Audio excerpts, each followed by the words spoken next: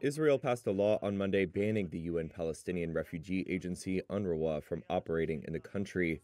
Lawmakers cited what they described as the involvement of some UNRWA staffers in the October 7th attack on southern Israel last year, and said staffers had membership in Hamas and other armed groups. The legislation could impact the agency's work in war-torn Gaza, where Israel has been fighting Hamas militants for a year. It could also hit UNRWA institutions in East Jerusalem, which Israel annexed in a move not recognized abroad. But the law does not refer to operations in the Palestinian territories or elsewhere.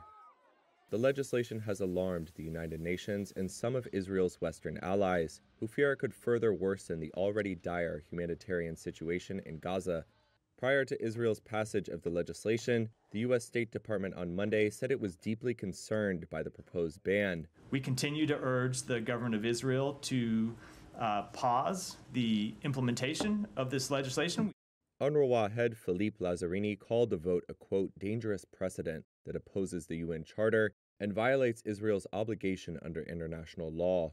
He added, quote, this is the latest in the ongoing campaign to discredit UNRWA and delegitimize its role towards providing human development assistance and services to Palestine refugees. UNRWA employs tens of thousands of workers and provides education, health services, and aid to millions of Palestinians in Gaza, the West Bank, Jordan, Lebanon, and Syria.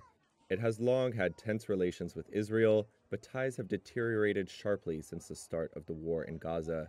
The UN said in August that 9 UNRWA staff may have been involved in the October 7th assault and had been fired. A Hamas commander in Lebanon who was killed last month in an Israeli strike was found to have worked for the agency. Another commander killed in Gaza last week doubled as a UN aid worker. UNRWA confirmed both men had been employees.